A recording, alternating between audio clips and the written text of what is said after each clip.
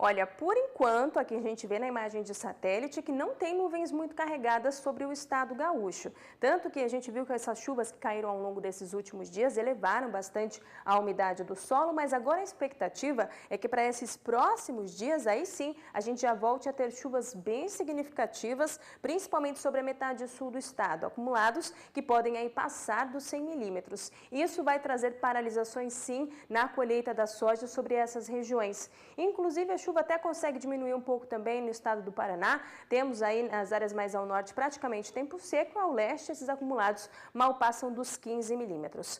Com relação às temperaturas, conforme essa nebulosidade vai aumentando, a gente já não tem temperaturas tão altas. Temos então o dia que ainda começa aí com temperaturas amenas e durante a tarde tem ainda previsão de calor, mas é principalmente nessas áreas onde o tempo segue um pouco mais aberto. Agora, para a próxima semana, a chuva vai continuar e ainda vai trazer paralisações momentâneas agora para grande parte dos 3 estados. Os acumulados devem variar dos 30 até os 50 milímetros. As temperaturas ainda começam aí o dia um pouco mais amenas, então a gente já tem uma sensação até quase que de frio, principalmente aqui na Serra Catarinense, e durante a tarde essa temperatura aos poucos vai subindo, porém esse excesso de nebulosidade não vai deixar elas subirem tanto, por isso que a gente não vai ter máximas aí que mal vão atingir os 30 graus. É apenas lá no extremo norte do Paraná, que vai ter tempo mais aberto, que essas temperaturas conseguem chegar então a estes valores. Agora, na região sudeste, choveu bastante no estado de São Paulo, oeste e sul de Minas Gerais. Isso favoreceu principalmente aí as lavouras de cana-de-açúcar. Agora, o estado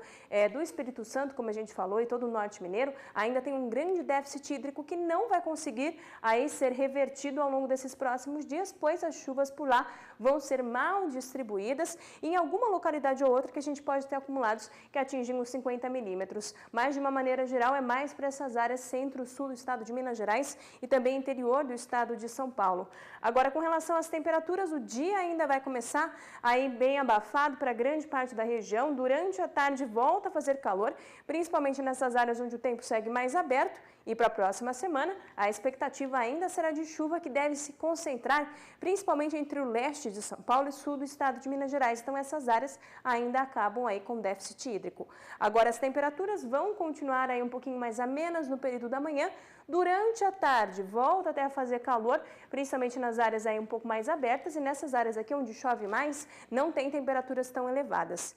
Na região centro-oeste, como a gente viu, a chuva continua e ela não cessa, principalmente no estado do Mato Grosso, por isso que o solo está super saturado por lá. Já vimos aí muitos problemas, principalmente com os atoleiros que se formaram lá no norte do Mato Grosso. Agora, o oeste do Mato Grosso do Sul, infelizmente, há muito tempo não consegue recuperar a sua umidade do solo e ao longo desses próximos dias ainda vamos ter previsão de tempo um pouco mais seco por lá. Agora, o norte do estado do Mato Grosso ainda segue em alerta, com acumulados que podem passar dos 50 milímetros. Nas demais áreas, o tempo já volta a ficar mais seco e os acumulados serão menores.